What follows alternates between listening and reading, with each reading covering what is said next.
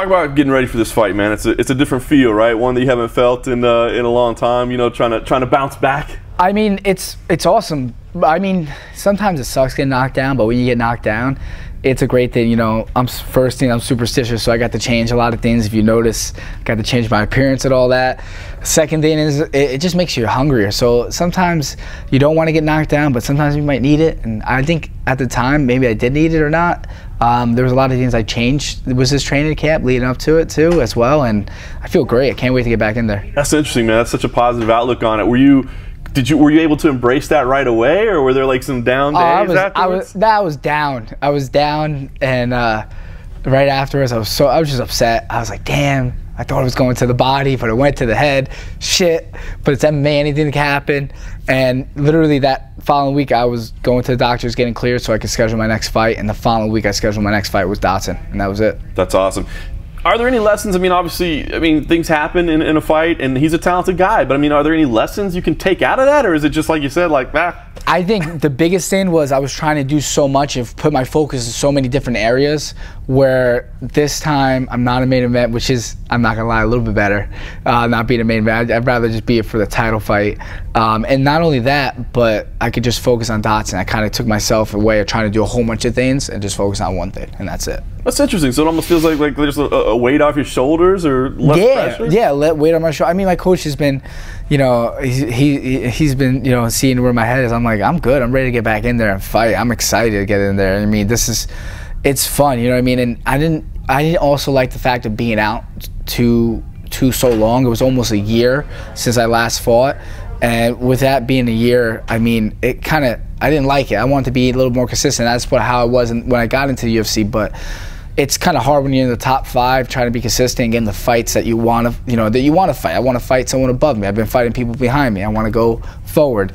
So it's tough. So it's kind of hard. And you got to pick and choose your battles. And I thought 2017 would be a great year. I had 3 fights fall through, so it's a sucky year. So booking this fight quickly, I mean, it sounds like it's more about you just being busy than like trying to get in there and get this bad taste out of your mouth. I mean, no, I just want to fight. That's it. You know what I mean? The last fight was very short. I want to fight and get in there and just have fun and enjoy it more. I mean, there's really no pressure. You know, go in there and just have fun. Very nice. Dodson's still a big name in the sport, right? I mean, been around, lots of things. What do you think about the matchup itself? It's a great matchup. He's a big name in the sport. It's a great way to project myself forward even more. And I mean, nothing against him. I think I have my advantage almost everywhere except for speed. He's pretty fast. He's a fast dude, and he knows how to move in and out quick. I think that's my only disadvantage. I was going to say, I mean, he's a tough guy to finish, right? And he's got that speed that's like upper echelon level speed. Yeah. So do you have to prepare yourself, I mean, kind of mentally knowing that, like, very likely could be a 15-minute fight, and I'm going to have to chase this guy? I mean, does it? Yeah, definitely. You watch his other fights, it's hard, you know what I mean? If he's backing out, you know, and moving away, it's kind of hard compared to, like, some fights, or when I was supposed to fight Lineker, we're going to stand toe-to-toe and bang. So it's those different fights, so it's like you have to prepare yourself differently for him. And is it mental, too? Like, I wonder if it's a test. Like, I felt like when I watch him fight that he frustrates his opponent sometimes. Yeah, he does, and I think it's kind of like you have to get over that. And I kind of had that training camp. I had a great training partner for this camp, Julio Arce. He's a bit taller and longer reach than him, but he's a lefty and fought like him. So you kind of get over that hump, and after a couple sparring sessions, you got over that hump, and then you're like, all right, I got it now. I figured it out.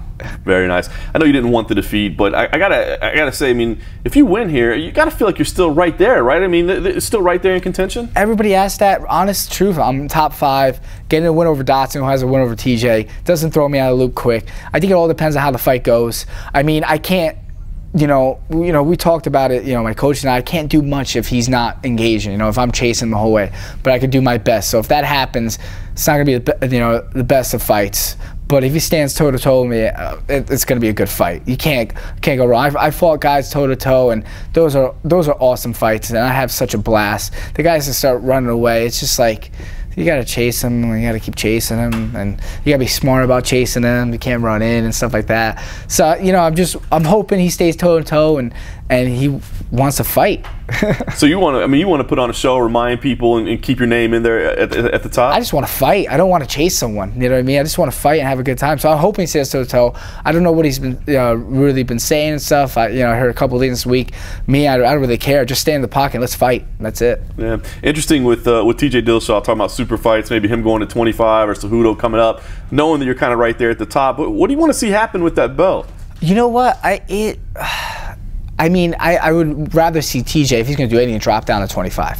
You know what I mean? I want to, if he wants to do what he did and he wants to accomplish 2 belts and be the champ. I mean, that's I think the smartest move for him, and I think that's what he wants to do. I don't know if that fight will end up happening or what's going to end up happening. I haven't really looked past Dodson, so I don't even know who I really want to fight next. My main objective is just focus on Dodson and get the win, and then I guess as the time comes and see what happens, I'll kind of blurt a name out. But I'll definitely call someone out. Very nice. Or a few people out.